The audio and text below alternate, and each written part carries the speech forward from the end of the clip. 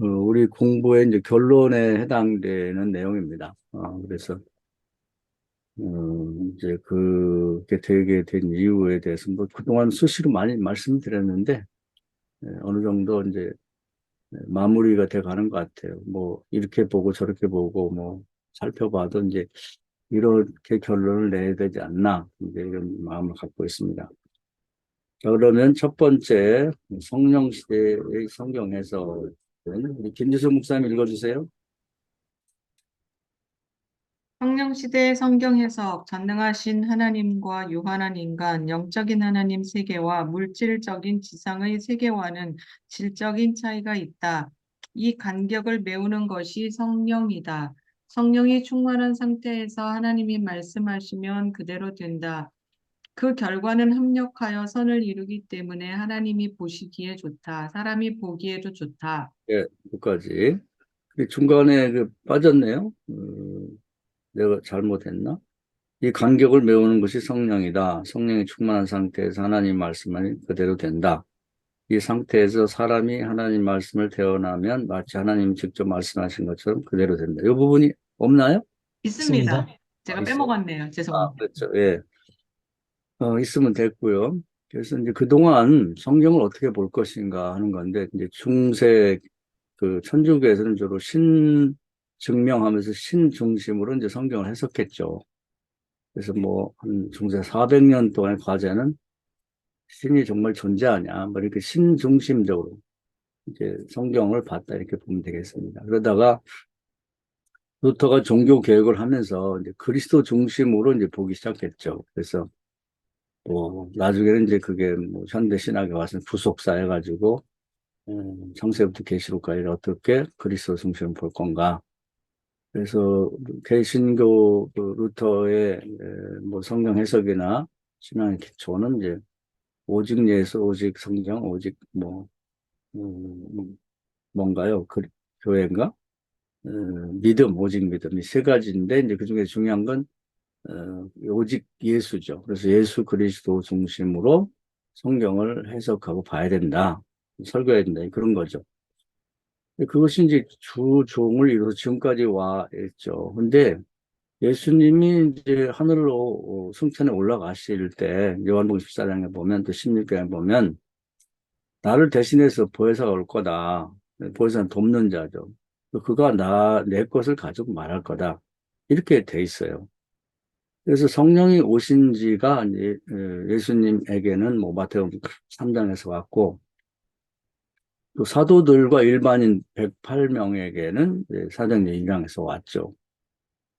그리고 이제 사도행전을 이제 성령 행자 이렇게 말하기도 하는데 정작 성경을 해석하는 데 있어서는 성령이 좀 무시된다는 말은 좀 그렇고 하여튼 성령을 중심으로 성경 해석하지 않고 아직도 이제 신증명에 빠져 있는 사람들이 있고 그리스도 중심으로 봐야 된다라고만 주장하는 사람이 있어요. 그래서 이것이 틀렸다는 건 아니지만 성경이 풍성하게 전체적으로 이해가 되려면 하나님 중심으로는 볼 만큼 봤으니 그걸 바탕으로 삼고 또 그리스도 중심으로 봐야 된다고 하는 것이 최근에 그 서양의 신학에서 예수님 승천이 2000년에 가깝게 그렇게 했거든요. 그러니까 이제 그렇게 성경을 읽는 것도 읽을 만큼 읽었다 그 말이죠. 이제 그 부분은 뭐 그리스도를 해가지고 굉장히 많이 이렇게 논의가 됐고 지금도 보면 뭐 하루 종일 뭐 예수만 바라봐라 이런 식으로 이제 이렇게 그리스도가 강조되고 있습니다. 그러니까 그건 또 됐죠. 그 정도면. 근데 문제는 예수님이 승천하면서 나를 대신해서 내가 하던 일을 할 그 성령이 오신 지가 2000년이 넘었는데 그 부분의 말씀이 이제 소홀하게 다뤄지고 있다. 제일 사람들이 모르는 게 성령이에요. 그래서 이제는 성령 중심으로 성경을 보고 재해석, 재구성하고 설교하고 이제 성령과 함께 어떻게 신앙생활을 잘 해나갈 수 있겠느냐. 그런 모범을 이제 사도행전에서 보여줬죠. 사도들이 또 평신도들이 보여줬는데 그 부분이 좀 부족하고 소홀하다.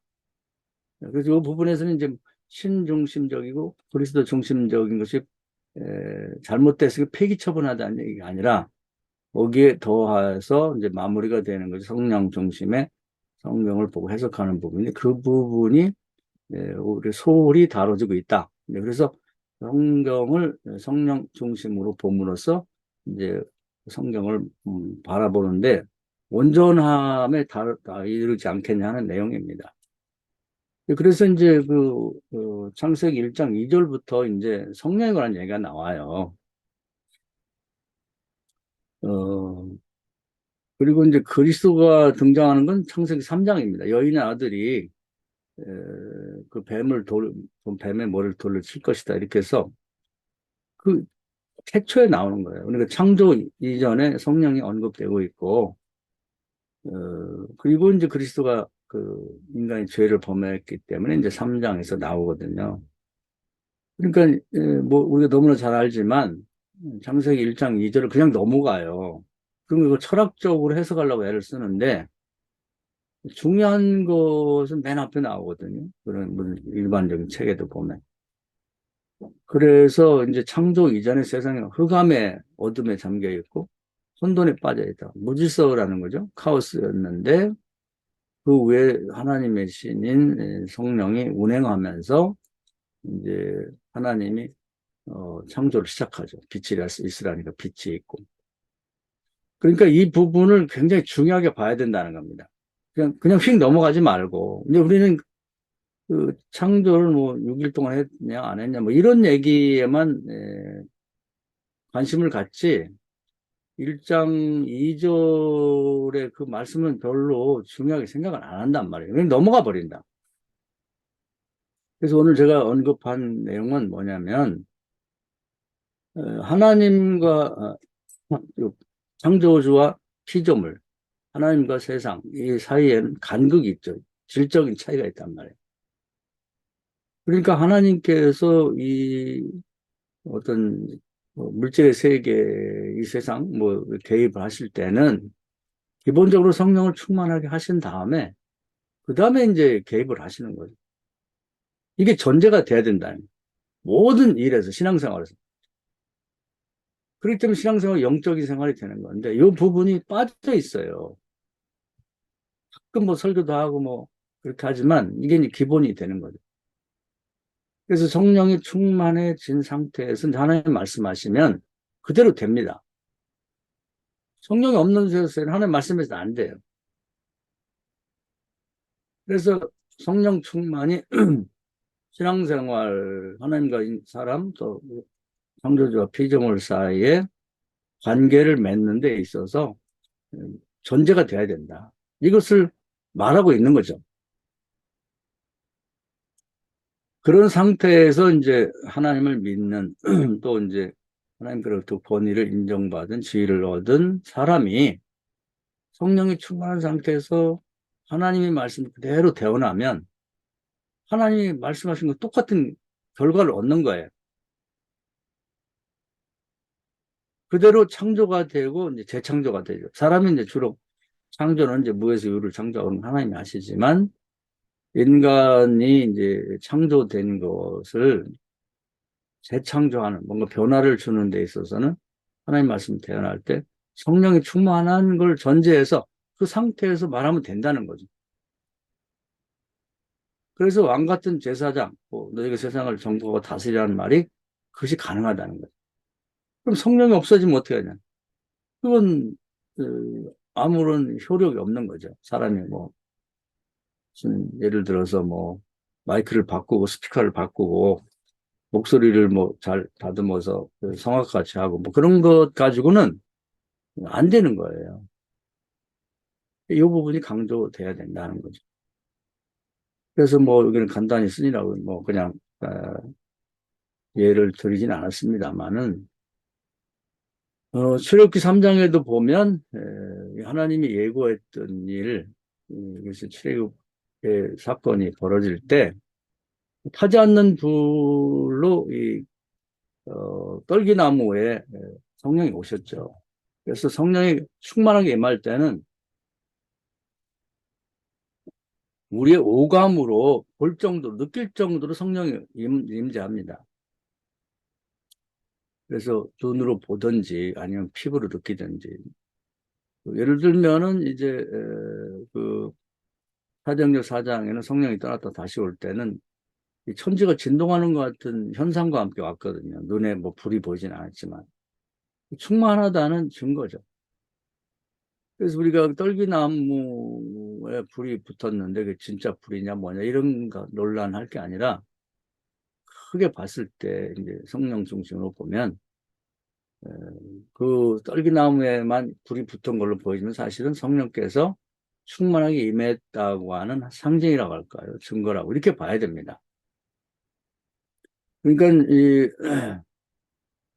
출애굽하는 과정에서 불기둥이 있다 그러면 뭐 시골 그 굴뚝에 나는 불기둥 이렇게 보면 안 돼요.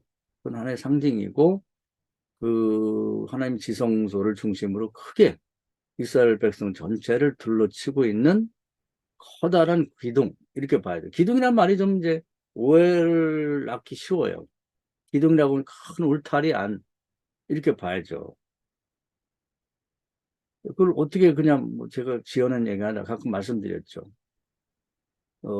애굽에 흑암이 이렇게 저주가 있었을 때 너무너무 깜깜해서 아무것도 볼 수 없었죠. 지적을 불만할 수 없었는데 이스라엘 백성 있는 자리를 보니까 아주 커다란 동그라미처럼 흔하더라. 이스라엘 백성인데는 흑암이 없더라. 근데 그게 정상이에요. 너무 이제 불기둥 이게 이렇게 하면 오해가 쉽거든요. 그냥 기둥이 뭐 이렇게 작은 기둥이 이렇게 무슨 깃발 꽂히듯이 그렇게 꽂힌 게 아니라는 거예요. 그래서 성령이 충만하게 임한 상태가 이 출애굽기 3장 떨기나무 때 시작해서 계속 그러니까 하나님이 어, 이 어떤 지상의 물질 세계에 개입을 해 계신 거죠. 그리고 말씀하신 그대로 되는 거예요. 뭐 요단강이 핏물이 되라 그러면 이제 요단강이 나온다. 나일강이 핏물이 되고 뭐 티끌이 이가 되라면 이가 되고 근데 그렇게 다 되는 거예요. 그건.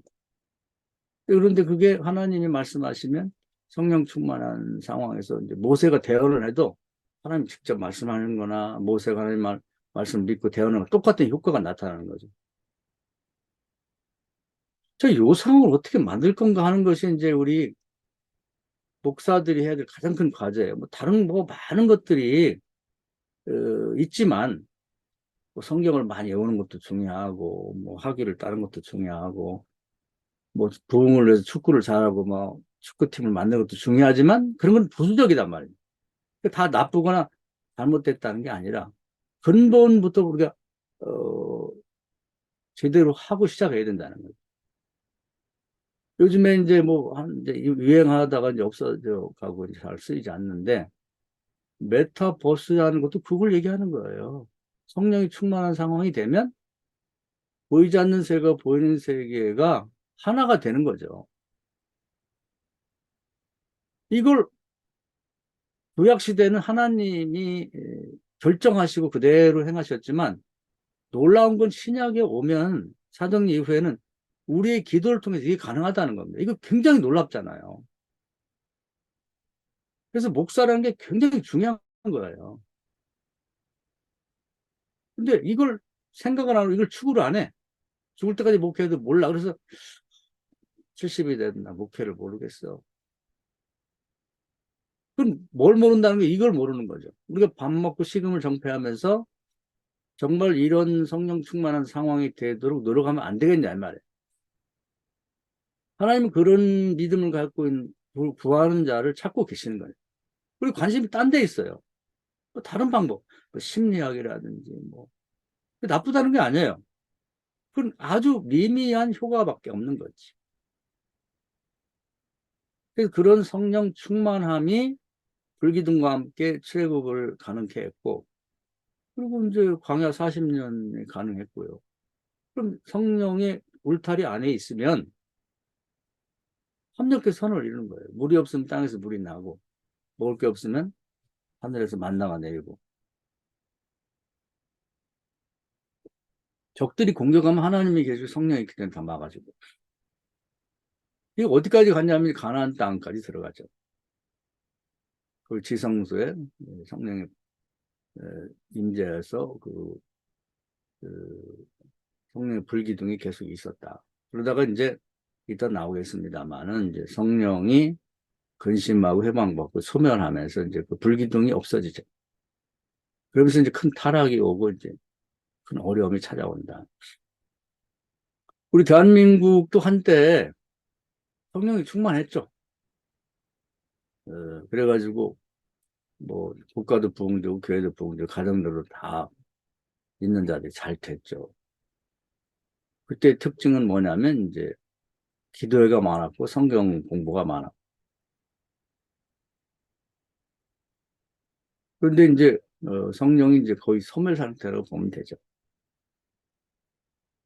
근데 우리가 왜 교회가 이제 특히 이제 이 코로나 사태 이후에 코로나와 함께 아주 직격탄을 맞았는데 다시 교회가 일어서자 뭐 이런 연구 뭐 모임 많이 갔는데 이 얘기는 아무도 안 해.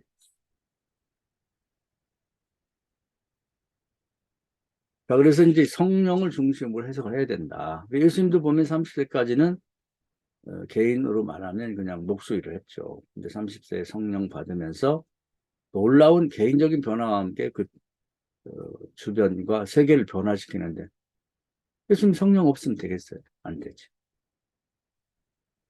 제자들도 무능했죠. 고기도 못 잡고 가족도 전도를 못했던 사람들이 성령의 충만함 받으면서 성령과 함께 통역하면서 그들이 말하는 것을 들을 때 사람들이 성령 안에서 전하면 하나님 음성을 들었다. 사도행전 16장에서 보면 바울이 성령 충만해서 말할 때 루디아가 하나님 말씀을 들었다 이렇게 나옵니다. 그래서 이런 방식으로 성경을 쭉 보면 성경 전체가 그런 식으로 돼 있어요. 그래서 지금부터는 우리가 성령을 근거 삼아서 성령 중심으로 성경을 해석하고 읽을 필요가 있고 그걸 우리 자신도 추구하고 교인도 추구하고 교회 자체가 추구하도록 만들어야 된다. 그 얘기를 하려고 하는 거예요. 그렇게 해야 이제 신중심적인 성경 해석에다 그리스도 중심적인 성경 해석에 마무리로 이제 성령 중심의 성경 해석과 설교가 가능해지면서 성경 전체를 전체성을 이해하고 온전하게 이해할 수가 된다. 그런 말입니다. 그래서 성령 안에서 이제 하나님 직접 말씀하든지 이제 구약에는 이제 주로 뭐 하나님 직접 말씀하는 경우가 많았는데 이제 신약 이후에는 뭐 우리가 대언에도 똑같은 효과가 있기 때문에 에, 대언을 많이 하면서 이제 이루어지고 있죠 세상이. 그 다음에 또 읽으세요. 성령이. 성령이 근심하고 회방받고 소멸하면 문제가 생긴다. 내적으로 내분이 일어나고 외적으로 공격을 받는다. 초대 교회를 보면 성령이 소멸하자 유대인 기독교인과 헬라인 기독교인들의 내분이 있었고 외부의 핍박이 들어와 야고보 사도를 죽였고 베드로를 체포해 투옥했다. 교회뿐 아니라 국가도 마찬가지이다. 젖과 꿀이 흐르는 가나안 땅에 들어간 이스라엘 백성에게서 성령이 떠나자 내분이 일어나 북이스라엘과 남유대로 분리되었고 북은 아수르의 침공을 받았고 남유다는 바벨론의 침략을 받았다. 네. 그러니까 이런 시각으로 보면 성경이 다 해석이 되는 거예요. 그리고 보다 더 구체적으로 이해가 될 수가 있는 거죠. 세밀하게. 그러니까 어, 이제 개인 가정도 그렇고요. 어떤 교회도 그렇고 그리고 나라도 그렇고 이제 이게 일종의 공식처럼 되어 있는 거예요. 그 성령의 충만함이냐 아니냐 요걸 근거 삼지 않고는 아주 보다 명확하게 해석이 상당히 어려운 거죠.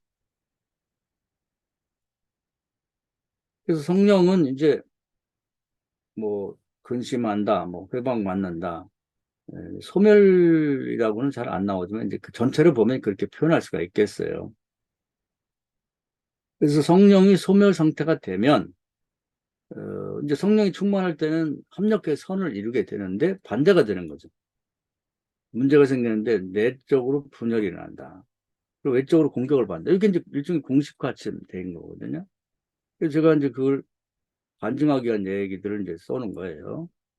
초대교회를 보면 이제 성령이 소멸 상태가 되자 헬라 기독교인, 뭐 유대인, 기독교인들이 서로 특히 과부들에게 뭘 주냐 안 주냐 많이 주냐 적겠냐 이거 갖고 이제 내분이 일어나다 보니까 팔은 안으로 굽는다고 헬라인들은 헬라인 과부들 편을 들고 차별하는 거냐 뭐 유대인들은 유대인 편을 들고 이렇게 하면서 내분이 일어나서 이제 그게 이제 그런 게 합력해 선을 이룬 것과 반대가 되는 거죠. 그러다 보니까 또 이제 사탄이 그 약함을 보고 외부의 이제 세력들을 부추겨서 공격을 해보죠. 사도들을 뭐 죽이고 체포해 가는데 이제 야고보가 죽었고 베드로는 체포해 갔고 대표적인 예죠. 그 나머지들은 훨씬 많았겠죠. 뭐 그걸 다 자세히 써놓진 않아서 그렇지. 그리고 이제 조금 더 규모를 크게 해서 보면 이제 구약이나 신약이 똑같아요. 그 젖과 꿀이 흐르는 가나안 땅에 들은 이스라엘 백성들에게 성령이 떠났죠. 처음에는 이제 뭐 지성소에서 이제 성막에서 이렇게 불기둥이 서 있었지만 나중에 이제 이 사람들이 배부로 등따뜻 하다 보니까 뭐 잘 안 됐죠. 그래서 성령이 떠나게 되니까 내부에서 분열이 났죠. 그러니까 북이스라엘, 남쪽 유다 이렇게 갈려졌거든요. 그러니까 이게 성령과 관련하지 않고 이제 해석을 하려면 그 원인 찾기가 굉장히 어려운 거예요. 그리고 북의 여로보암이 뭐 솔로몬 때 뭐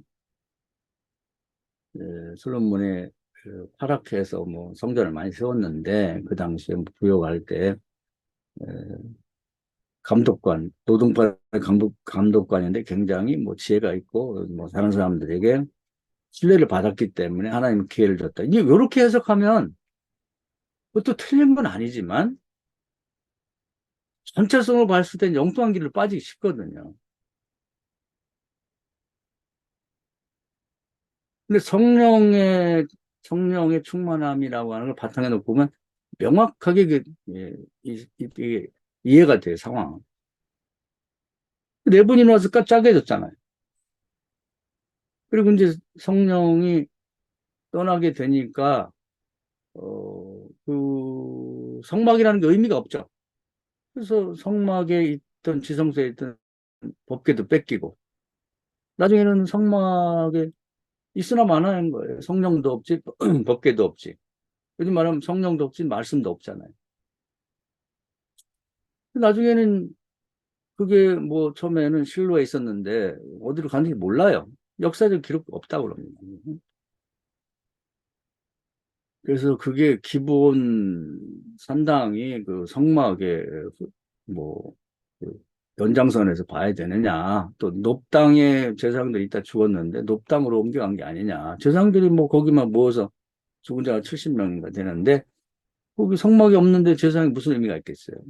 그런 식으로 희지부지 된 게 성령이 없어졌다고 하는 소멸됐다고 하는 근거로 봐야 이해가 되는 거지. 그 성막이 없어진 걸 어떻게 설명하겠어요.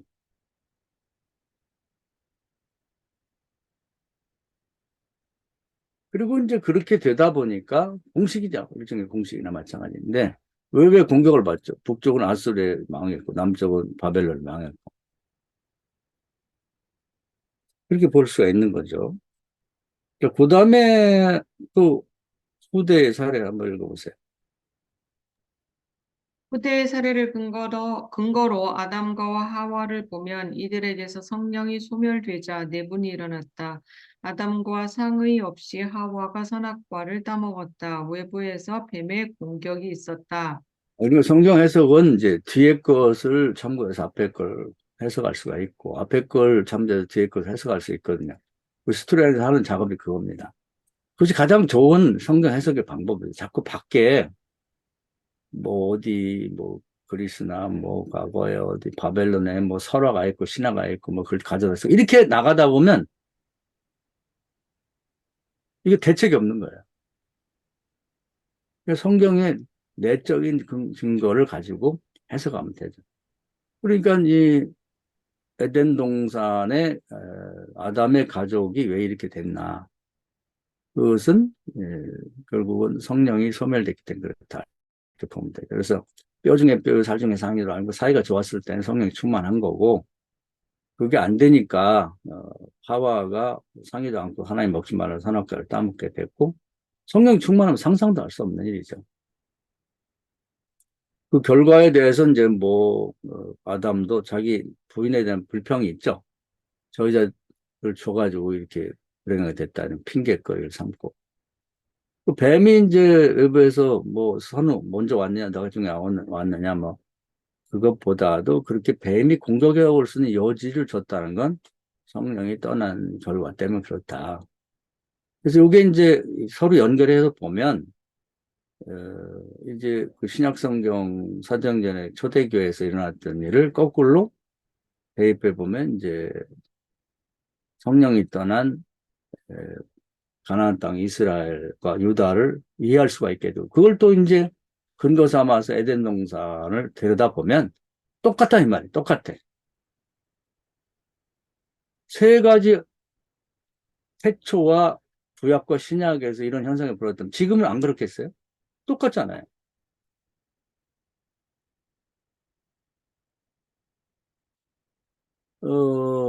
지금도 이제 뭐 우리 교회들도 보면은 내분이 많이 일어나요. 뭐 장로들하고 또 목사하고 뭐 싸워가지고 뭐 이유는 여러 가지가 있죠. 뭐 재정 문제 때문에 그렇기도 하고 뭐 주도권 싸움도 하고 그러는데 성령이 충만하면 있을 수 없는 일입니다.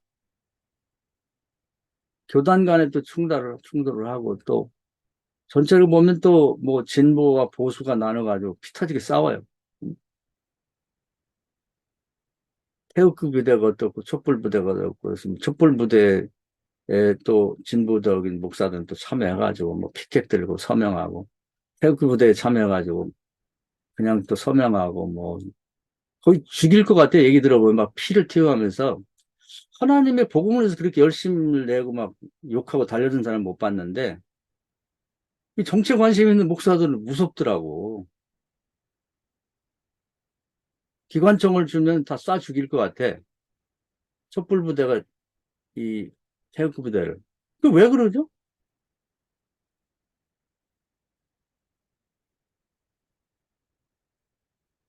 태극기 부대들은 이제 진보적인 목사들이 모이는 거 있으면 그거 죽이려고 그래. 그런 설교하지 마세요, 그런 거. 그런데 참여하지 마라. 그게 목회의 본연의 자세냐고.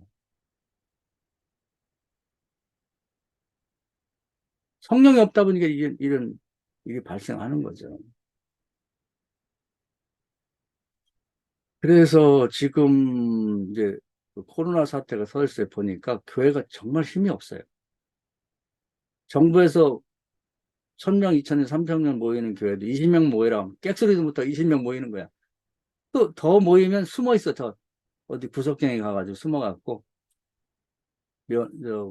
면이랑 아니면 뭐 동사무소나 뭐 구청에서 조사 나온 사람들이 그렇게 무서운가? 아니 다른 은행이나 관공서에는 다들 와갖고 커피도 마시고 다 사무 보는데 교회가 만만한 거지. 5명 모이라면 5명 뭐 사무실에 숨어서 하고 나머지들 어디 지하실에 숨어서 예배드리고. 뭐 저도 똑같으니까 뭐 할 말이 없는데 참 한심하고 참 우리가 힘이 없구나. 그때 뭐 핍박이 뭐 사람 죽이고 뭐 이런 초대교회처럼 그런 건 아니어도 우리의 현실이 그 정도로 됐다는 거죠. 그러면서 이제 교회들이 이제 교인도 많이 떨어지고 그런데 뭘 갖고 이제 회복하겠냐 이 말이에요. 뭐 전도 프로그램 뭐 프로그램 갖고 되나요? 그런 게 문제가 어떻게 이제 잘해서 열심히 해서 부흥된 교회가 있으면 그런 담임 목사들은 전국을 돌아다니면서 그 프로그램이 부흥을 시켰다고 생각한단 말이에요. 그걸 강조하는 거예요. 이번에도 뭐 우리 지방 어떤 김상현 목사인가 하는 사람 나는 잘 모르는데 와서 교회를 좀 시켰다고 그래요. 근데 그 사람이 어, 교회 부흥에는 뭐 일각견이 있다고 그럽니다. 그래서 부흥회도 하고 뭐 낮에는 뭐 자기 교인들 데려다 프로그램 한번 해보고 그런다고 하는데 물론 다 좋죠. 그러나 근본으로 보면 이제 그 사람들이 거기에 빠뜨리게 되면 그것만 하면 되는 줄 아는데, 옛날에도 이제 그런 식으로 성령과 관련 없는, 관련이 있지만, 그 성령 충만함과, 어, 그것이 이제 부흥의 바탕이 된다고 생각을 하고 가르쳐야 되는데, 그건 바닥에 깔려 있고, 자기가 만든 프로그램, 1.1핵도 고치지 말고 요대로 하면 부흥된다고 하는 그런 교만함 갖고 한 교회들이 다 부흥 안 됐어요. 다 망했어. 그 사람 책만 팔아줬지. 그 사람 하나만 유명해졌죠. 그래서 이제 이게 우리 현실인데 지금도 이제 뭔가 프로그램이 없다. 아, 어떻게 하면 부흥되겠냐. 간단하죠. 누구 어디가 배울 필요 없어요.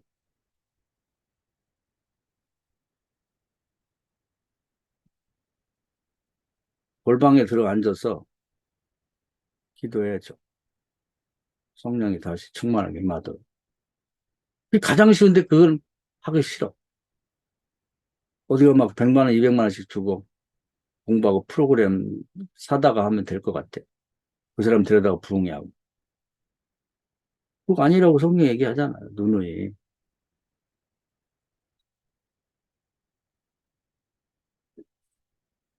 그래서 이제 그 초대교회의 이제 그 상황을 우리가 면밀히 검토하고 하나의 공식처럼 그걸 따라가는 수밖에 다른 길이 없다. 그래가 다시 살아나는. 자, 그러면 이제 그 다음에 우리 조 목사님 읽어주실까요? 입니다. 성령이 소멸되는 이유는 사도행전 4장에 나왔다. 풍요 때문이다. 에덴이나 가나안 땅에서 성령이 소멸했을 때는 그 이유를 몰랐기 때문에 회복할 수 없었다. 초대교회에서는 12사도가 예수 그리스도의 삶을 되짚어보면서 문제의 원인이 성령의 소멸이 있다는 것을 알아냈다. 성령 충만을 한 번 받으면 끝나는 것이 아니라는 것도 알아냈다. 예수는 마태복음 3장에서 성령 충만 받은 이후 매일 하늘로부터 새롭게 성령과 능력을 충만히 받았다. 이들은 8천 명이 넘는 교인과 쌓여가는 재정을 쓰느라 바빠서 기도하는 것과 성경 말씀에 은혜 받는 것을 소홀히 했다. 성령이 떠났다. 사도들은 사소한 일은 일곱 집사에게 넘기고 맡기고 성령을 구하는 기도와 말씀에 은혜 받는 일에 전념했다. 사도행전 4장에서 소멸됐던 성령이 다시 임했다. 사도들은 하루에 3번씩 기도하면서 매일 성령을 다시 받았다. 성령과 동역하면서 사도행전 1장 8절에 예언을 실현해 나갔다. 에덴 동산과 가나안 땅에서는 이렇게 하지 못했다. 이거예요. 그러니까 이렇게 성령이 소멸된 이유는 풍요 때문입니다. 그 사도행전에는 그건 아주 사도행이 잘 기록이 돼 있어요. 왜 이 은혜롭던 교회가 이 지경이 됐지? 내분 일어나고. 그 내분 일어나는 거면 여기 이 사람 만나고 저 사람 만나고 이쪽 만나고 저쪽 설득 안 됩니다. 그게. 영적에서 풀어야 되는 거지. 만나고 되나요? 요즘 애들 보면 이제 감리교 내에 그 재판이 많아요. 지방에서 뭐 재판이. 교회마다 재판하고 뭐 만나고 합의가 돼요? 안 돼요. 안 돼. 아주 피 튀게 싸우는데 안 됩니다. 그리고 이제 왜 이렇게 핍박이 많는지 그것을 이제 되짚어 본 거죠. 예수님 하늘 올라가셨고 그래서 가만히 예수님의 삶을 생각해 보니까 예수님은 매일매일 따로따로 기도하고 밤새워 기도하시고 뭔 기도를 이렇게 했나 보니까 이제 성령 충만을 매일 받았다. 그래서 고넬료의 집에 가서 그 고백을 베드로가 해요. 사도행전 10장 38절에. 그래서 예수님은 날마다 하늘로부터 성령과 능력을 기름 붓듯 물 붓듯 받고 사단의 세력을 멸하고 두루 다니며 선한 일을 행했다. 선한 일을 한 게 이제 한계성에 처한 사람들을 구원하는 일을 한 거죠. 그래서 이제 깨닫고 우리가 예수님의 삶과 이렇게 오버랩 시켜 봤을 때 처음에는 예수님하고 똑같았는데 사람도 많아지잖아요. 그리고 돈도 많아지면 할 일이 많다고. 그 성령을 소중히 생각해야 되는데 아우 사람 한 영혼이 천하보다 귀한데 그래서 사람 쫓아다니는 걸 결석했다고 쫓아가고 뭐 성령이 사람을 잡아주는 거고 온전케 하는 거지. 목사가 기도하는 거, 그 말씀 있는 걸 내 팽개치고 쫓아다닌다고 되냐 이 말이지. 안 되는 거지. 그래서 몇 명 모였나, 뭐 조직하고 관리하고 뭐 그냥 신방하고 뭐 이렇게 그거 하고 돈이 많이 모이잖아요. 가난했던 이 사도들에게는 돈이 얼마나 귀하겠어요. 땅 팔아 바치지 막 한 주에도 막 요즘 말은 몇 천만 원씩 막 돈이 들어오니까 흥분이 되고 막 해가지고 이걸 어떻게 써야지. 하나님 주시니 헌금을 귀하니까 장부를 만들고 뭐 철저히 계산하고 관리하고 그리고 나눠주고 뭐 이거 하다 보니까 사람이 몸이 10개도 아니고 정신이라는 게 한계가 있는 거예요. 그러다 보니까 이제 거기에 정신이 다 팔려가지고 이 사람과 엮이고 돈과 엮이면은 정신이 하나도 없어요, 이게. 그래서 기도할 시간이 없고, 그 다음에 성경을 읽고 나누면서 받는 은혜를 받지를 못하는 거죠. 그것이 원인이 돼서 성령이 소멸된 거예요. 또 어떻게 하느냐?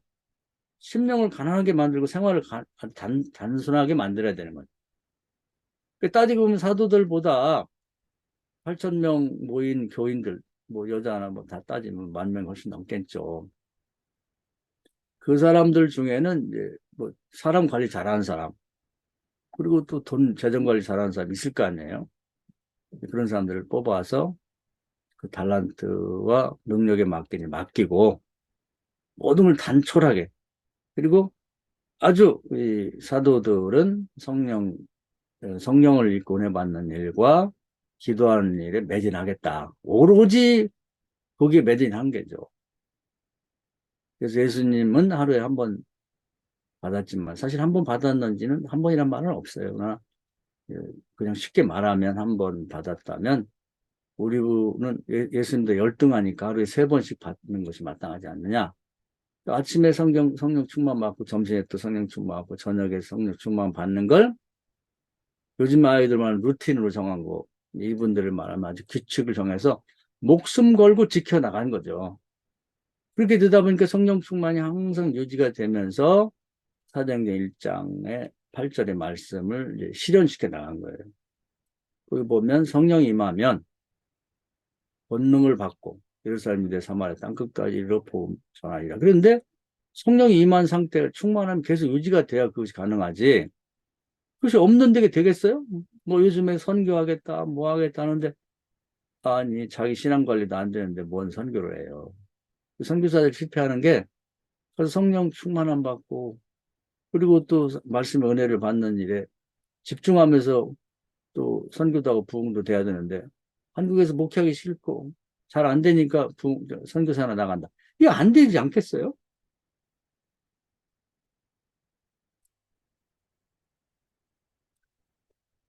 그래서 이 풍요라고 하는 거, 예수님은 부자가 천국하기 어렵다 그러는데 풍요라고 하는 게 가장 쥐약이나 맞죠, 쥐약.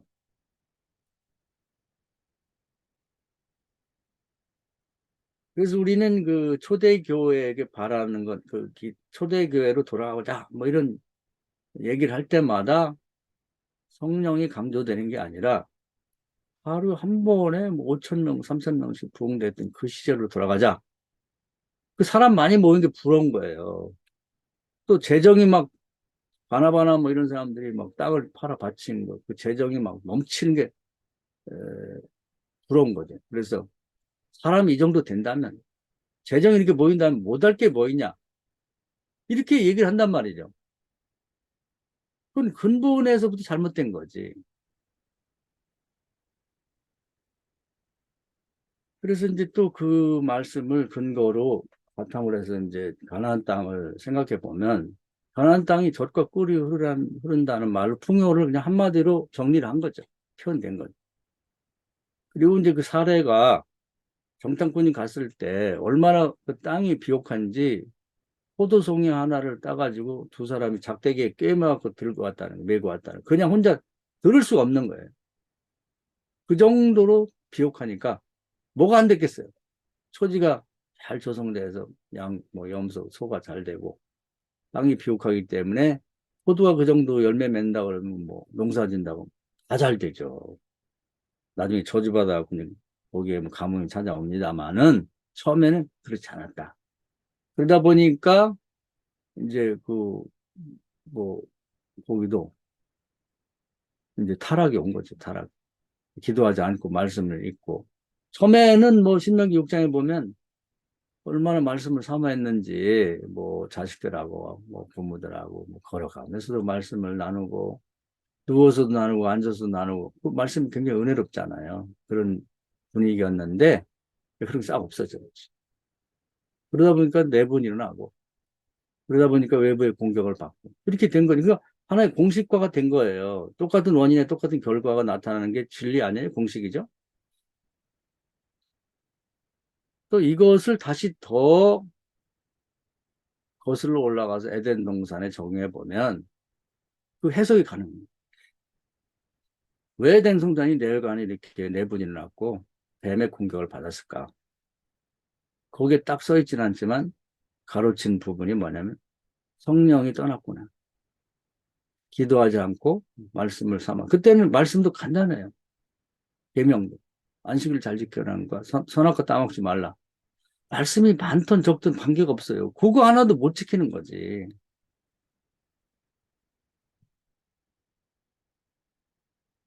그래서 결국은 이제 망했죠. 그래서 그 풍요로웠던 에덴 동산 추방당했잖아요. 풍요로웠던 가나안 젖과 끓은 땅에서 추방당했잖아요. 아수르에게 북쪽은 망해갖고 완전히 흩어져 어디로 갔는지도 모르고 남쪽은 그래도 하나님 참다가 결국 바벨론 침공받을 때 내버려 뒀죠. 그래서 70년 동안 다 끌려갔단 말이에요.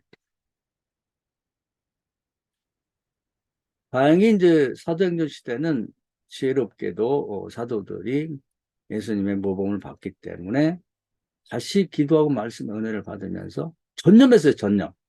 그래서 이제 성령이 다시 임하면서 교회가 회복되고 더 많은 일을 했다. 지금 한번 저도 마찬가지입니다. 교회가 어렵다고 그러는데 다 어렵죠. 교회 뭐 잘 된다는 데는 못 들어본 것 같아. 그러면 우선 교인은 내비두고 장로들 내비두고 목사인 저나 우리 목사님 오늘 참여한 목사님들부터 시작해 보면 이 정도로 기도에 정말 오직 기도에 힘쓰고 그리고 말씀을 읽고 묵상하면서 은혜 받고 그것이 전념하고 있냔 말이에요. 없잖아요.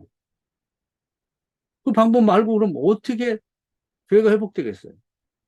성령이 선물 상태는. 그 몇 명 되지도 않는 교인이 남아가지고 또 서로 싸우고 내분 일어나고 그 나중에는 이게 국가도 마찬가지지만 교회도 그렇고요. 가정에 이제 아담과 하와인데도 이게 내분 일어나잖아요.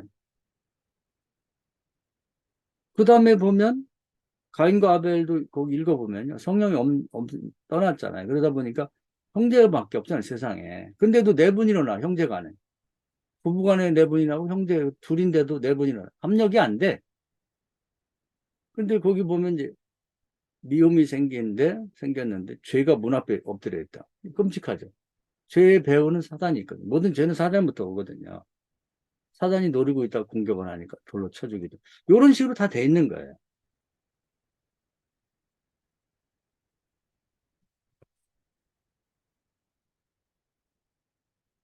그래서 우리는 이제 다시 한번 생각을 해봐야 됩니다. 사소한 일,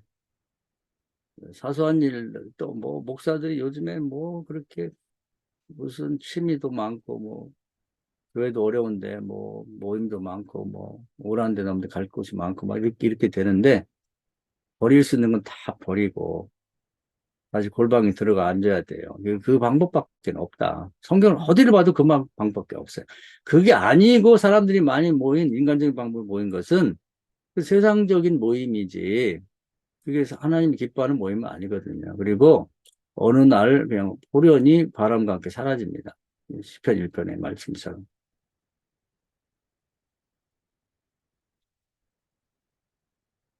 그래서 에덴 동산이나 가나안 땅의 이제 구약 시대는 그렇게 하지 못했어요. 그때는 원죄도 있고 그래가지고. 근데 사도행전 시대에 좋은 모범을 보였습니다. 부흥되는 것과 부흥이 멈췄을 때 다시 회복하는 것이 좋은 모범을 보였다. 이게 정답이지 그 외에 다른 방법으로는 뭐 해결할 길이 없는 거죠. 여기까지 말씀드리고 잠깐 쉬었다 하겠습니다. 박수 한번 합시다.